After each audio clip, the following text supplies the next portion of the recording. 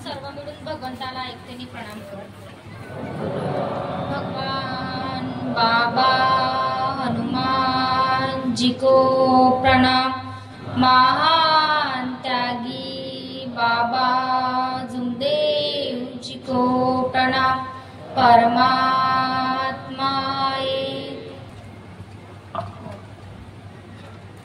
परम पूज्य परमात्मा एक सेवक मंडळ टिमकी नागपूरच्या वतीने बाबांच्या आदेशाप्रमाणे आज आमच्या घरी नुकतेच 9वे हवन कार्य पार पडून एका भगवंताच्या चर्चा बैठकीला सुरुवात झाली आहे। ह्या चर्चा बैठकीमध्ये सृष्टीचे विधाता स्वयं भगवान बाबा हनुमानजी उपस्थित आहे। भगवंताला माझा प्रणाम। तसेच आपले सर्वांचे सद्गुरू महान त्यागी बाबा उपस्थित आहे।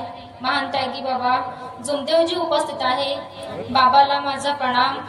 तसेच आपली सर्वांची लाडकी वाराणसी आई इथे उपस्थित आहे। आईला सुद्धा माझा प्रणाम। तसेच ह्या चर्चा बैठकीमध्ये उपस्थित असलेले अध्यक्ष उपाध्यक्ष प्रमुख पाहुणे माझे मार्गदर्शक ठाकरे काकाजी तसेच सर्व मंच सेवक सेविका बालगोपाल सर्वांना माझा नमस्कार। आम्ही सुद्धा दुःखामधूनच मार्गामध्ये आलो। भूतबाधाचा प्रकार आणि कर्जाचं टेन्शन एवढं सगळं असून खूप असं टेन्शन होतं डोक्यावर। कर्जामध्ये आम्ही पूर्ण डुबलो होतो। भूतबाधाचा प्रकार असल्यामुळे बाहेर जाणं, ह्या देवाकडे जाणं, त्या देवाकडे जाणं, इकडचा लिंबू आणणं, तिकडचा धागा आणणं, परंतु त्यांनी काही आराम मिळत नव्हता।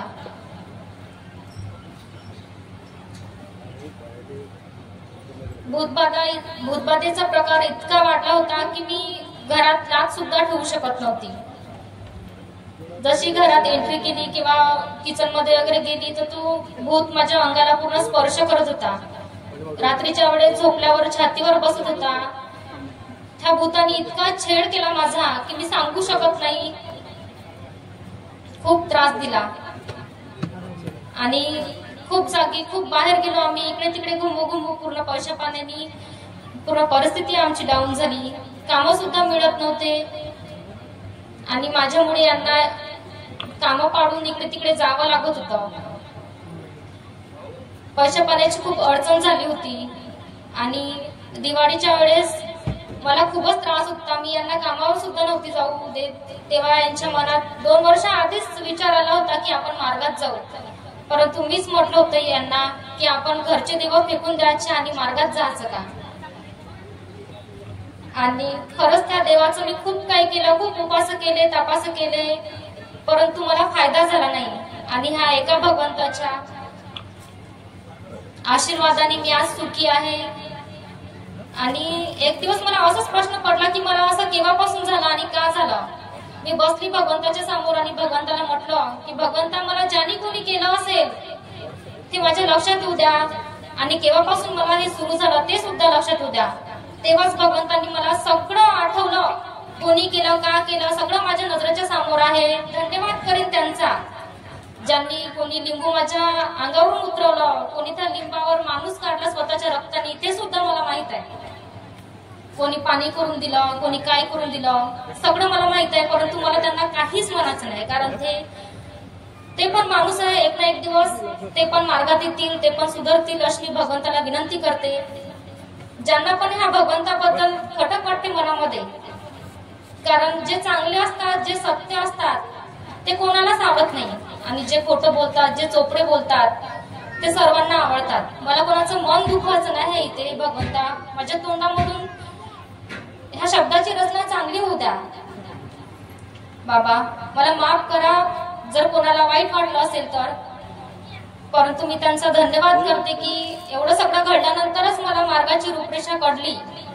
नाहीतर मी सुद्धा मार्गाला अपशब्दात नाही पण असं म्हटलं होतं की नाही आपण मार्गात नाही जाऊ, परंतु मी ही मार्गात आल्यावर सुखी झाली।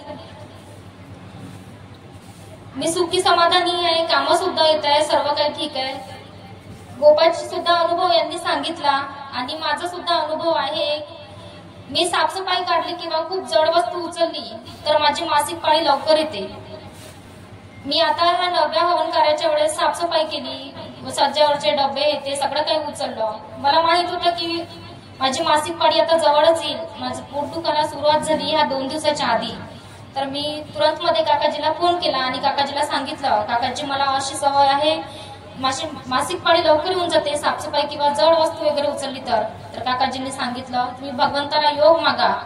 मला आमच्या घरी 9वे हवन कार्य आहे आणि मला माझ्याच हातची पुरणपोळी नैवेद्य ठेवायची आहे आणि माझ्या घरी करायला कोणीच नाही. काकाजींनी 11 फुकाचं तीर्थ करायला सांगितलं.